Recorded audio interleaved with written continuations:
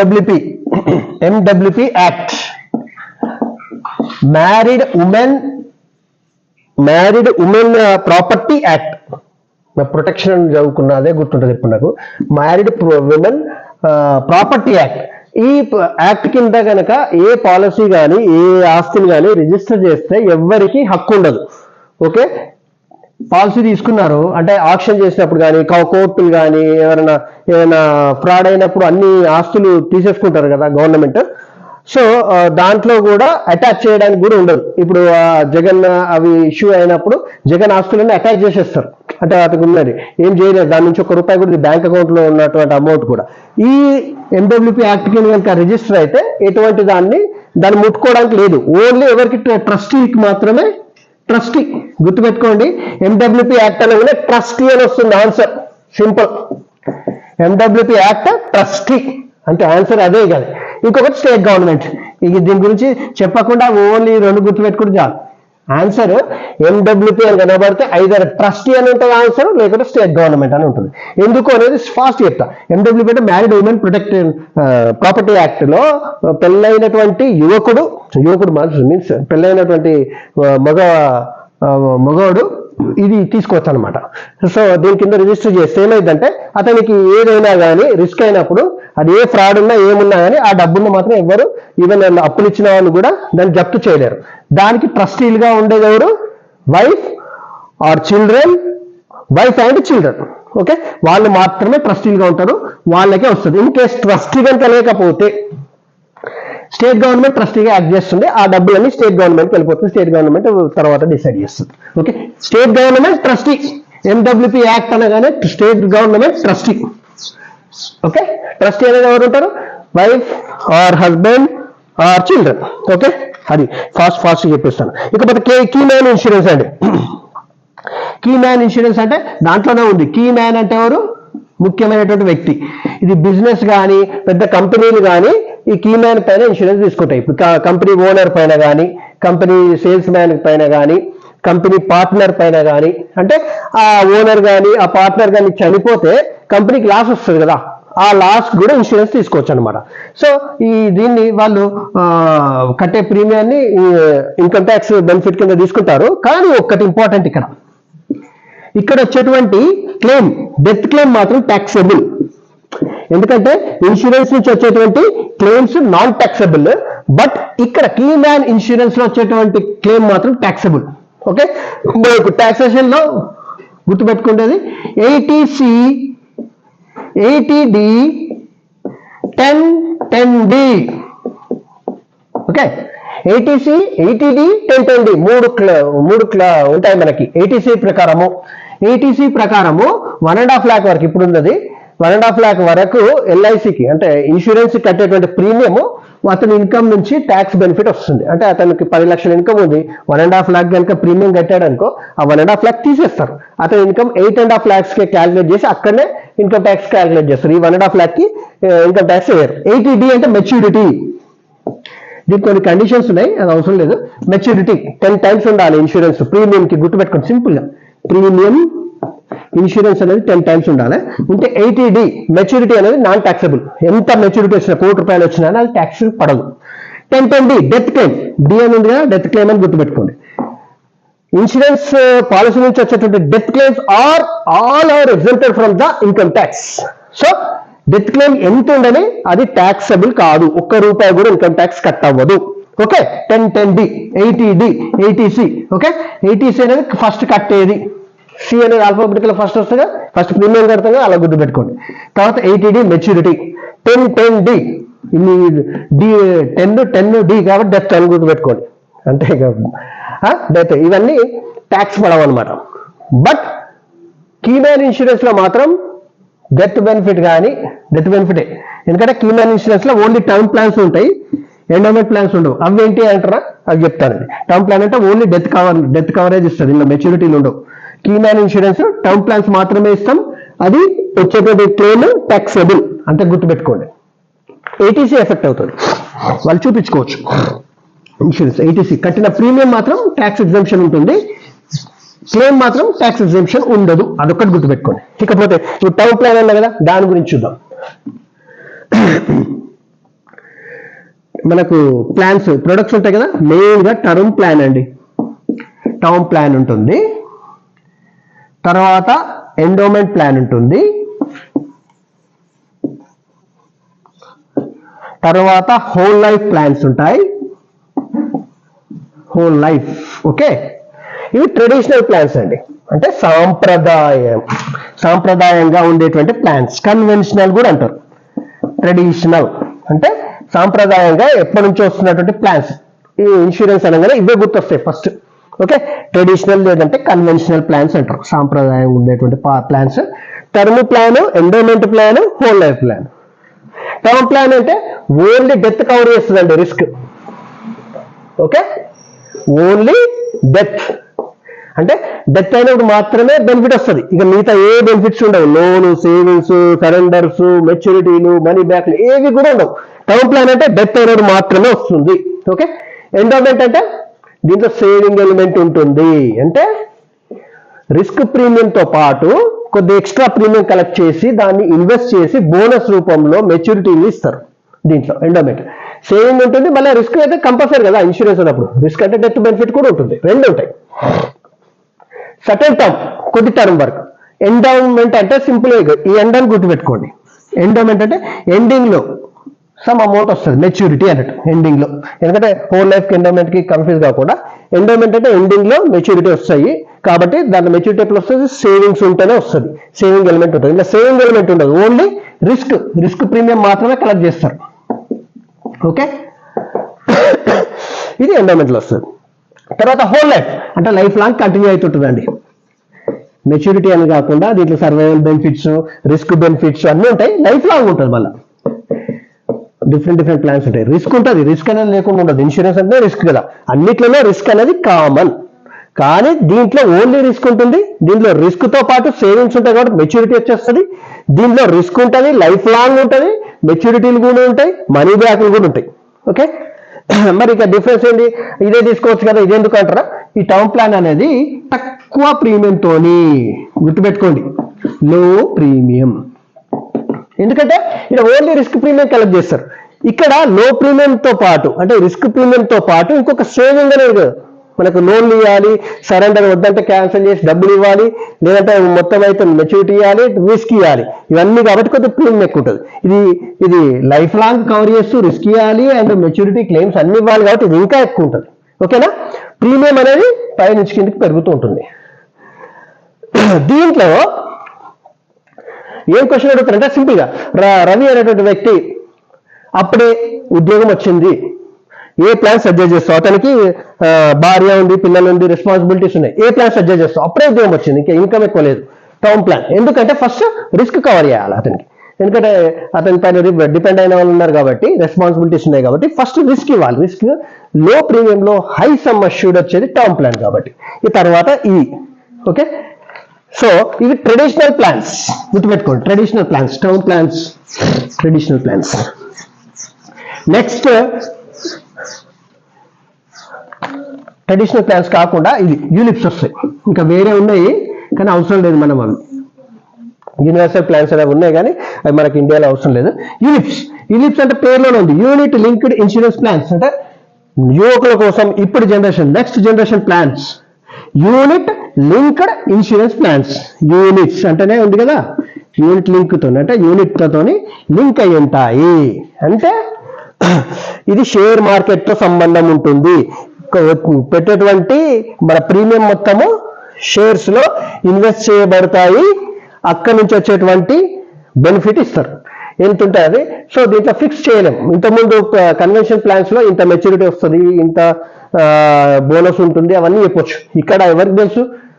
God also doesn't know how much yield will come. అదే ULIPs లో ఏంటి అంటే రిస్క్, డెత్ రిస్క్ ఉంటుంది. ఈ డెత్ రిస్క్ మాత్రం ఆ సదర్ ఇన్సూరెన్స్ కంపెనీ తీసుకుంటుంది. అంటే డెత్ అయినప్పుడు ఫండ్ వాల్యూ ఎంత ఉంటుందో అంతే ఇస్తుంది అది కూడా, లేదంటే సమ్ అష్యూర్డ్ అని ఉంటుంది, సమ్ అష్యూర్డ్ ఇస్తుంది. దానికి మాత్రం life insurance company LIC risk తీసుకుంటుంది రెస్పాన్సిబిలిటీ.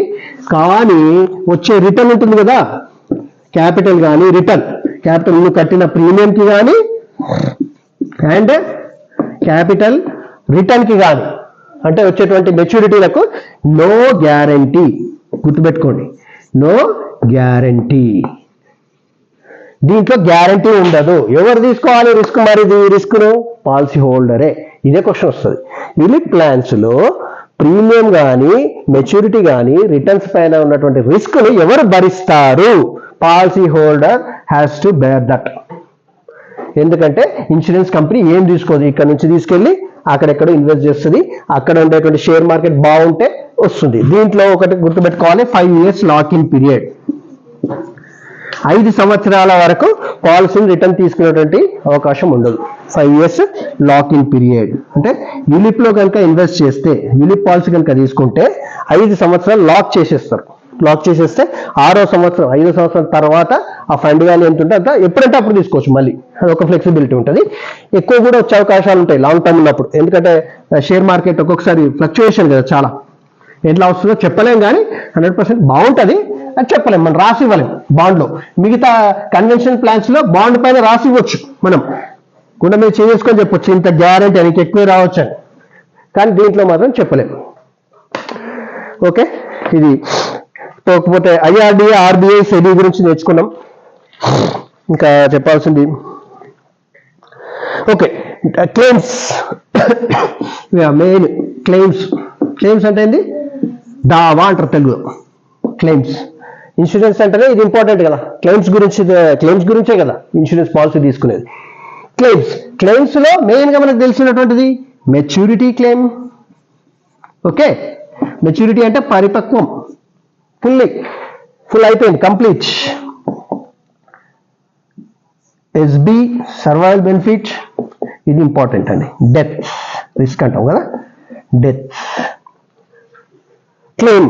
మెచ్యూరిటీ క్లెయిమ్ అంటే పాలసీ టర్మ్ అయిపోయింది, 20 years తీసుకున్నారా, 15 years తీసుకున్నారా, 10 years తీసుకున్నారా, 50 years తీసుకున్నారా, 35 years తీసుకున్నారా, ఆ క్లెయిమ్, ఆ టర్మ్ అయిపోయింది, policy holder is very good, చనిపోలేదు, అప్పుడు ఆయనకి ఏంటి మెచ్యూరిటీ ఇచ్చేయాలి. ఎండోమెంట్ ప్లాన్లో మాత్రమే, టర్మ్ ప్లాన్లో రాదు. ఓకే, ఎండోమెంట్ ప్లాన్స్లో కానీ హోల్ లైఫ్లో అతనికి మెచ్యూరిటీ, సమస్యుడు, బోనస్లు అవన్నీ కలిపేసి సేవింగ్స్ ఇచ్చే ఎక్కువ ప్రీమియం కట్టింది కదా, వాటిపైన బోనస్ కలిపి మెచ్యూరిటీ ఇస్తాం, అది మెచ్యూరిటీ క్లెయిమ్.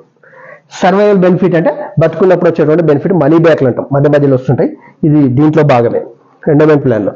డెత్ క్లెయిమ్ అంటే అన్నిట్లో ఉంటుంది, టర్మ్ ప్లాన్లో ఎక్కువగా ఉంటుంది అండ్ ఎండోమెంట్ ప్లాన్స్లో అన్నిట్లో ఉంటుంది. అంటే పాలసీ టర్మ్లోనే డెత్ అయింది అనుకుందాం. డెత్ అయితే ఏమిస్తాం, అతనికి ఎంతైతే సమస్యుడు 10 లక్షల పాలసీ, 20 లక్షల పాలసీ, అది టర్మ్ ప్లాన్ అయితే అంతే ఇస్తాము. అదే ఎండోమెంట్ ప్లాన్ అయితే సమస్యుడితో పాటు బోనస్లు అవన్నీ కలిపి ఇస్తాం. డెత్. ఓకే, ఈ డెత్ కనుక 2 ఉన్నాయండి. Early death, EARLY, early, non early. Okay, early అంటే 3 సంవత్సరాలు, మళ్ళీ గుర్తుపెట్టుకోవాలి, 3 సంవత్సరాలు ఎక్కడ వచ్చింది? 3 years. Section 45 deals with this and only 3 years లోపు అయితే ఇన్వెస్టిగేషన్ అవుతుంది చెప్పాక. 3 సంవత్సరాల లోపు కనుక డెత్ అయిందంటే, సో అక్కడ ఏదన్నా ఫ్రాడ్ ఉందా, చెప్పింది తప్ప అని సదరు LIC ఇన్సూరెన్స్ కంపెనీ ఉంది కదా, ఇన్వెస్టిగేషన్ చేయొచ్చు. ఆ ఇన్వెస్టిగేషన్కి టైం తీసుకుంటుంది, కొద్దిగా టైం తీసుకొని ఇన్వెస్టిగేషన్ పాలసీ హోల్డర్ ఇంటికి వెళ్ళి, లేదంటే వెనకాల నుంచి అండ్ ఆధార్ కార్డుతోని ఎక్కడైనా క్లెయిమ్ చేసిండా, ఎక్కడైనా హాస్పిటల్స్ వెళ్ళిండా, అవన్నీ ఇన్వెస్టిగేషన్ చేస్తుంది. 3 years తర్వాత ఇక నో ఇష్యూ. ఆఫ్టర్ 3 years ఇష్యూయే లేదండి. ఇక జస్ట్ డెత్ సర్టిఫికేట్ సబ్మిట్ చేయగానే, death certificate and Aadhaar, pan అవి సబ్మిట్ చేయగానే ఒక్కొక్క రోజు విత్ ఇన్ డేలో కూడా అది క్లెయిమ్ సెటిల్ అయిపోతుంది. Okay, early claim, non early claim, అది గుర్తుపెట్టుకోండి. ఎర్లీ క్లెయిమ్ అంటే 3 years, సెక్షన్ 45 కూడా 3 years.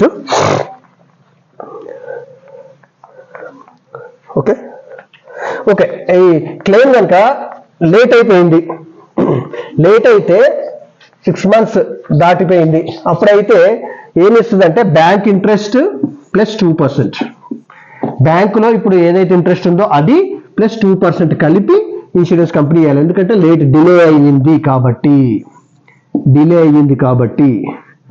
డిలే క్లెయిమ్కి they have to pay bank interest and also 2% interest. ఇది ఒక క్వశ్చన్ వస్తుంది, 2% అనేది. ఫస్ట్ ఓకే, ఇన్సూరెన్స్ గురించి చదువుకున్నాం కదా. Losses of few by many, presumption of death. ఇంకొకటి ప్రిజెన్షన్ ఆఫ్ డెత్ 7 years అండి, గుర్తుపెట్టుకోండి. ప్రిజంప్షన్ ఆఫ్ డెత్ ఇది కూడా వస్తుంది. అంటే ప్రిజంప్షన్ ఆఫ్ డెత్ 7 years, 7 సంవత్సరాలు. ఒక మనిషి కనబడకుండా పోయిండు, డెత్ అయిందని డెత్ సర్టిఫికేట్ లేదు, తెలియదు, ఎక్కడికో వెళ్ళిపోయిండు, 7 years అయింది. అప్పుడు కోర్టు దాన్ని ప్రిజంప్షన్ ఆఫ్ డెత్ కింద 7 years కింద క్లెయిమ్ సెటిల్మెంట్ చేయమంటుంది.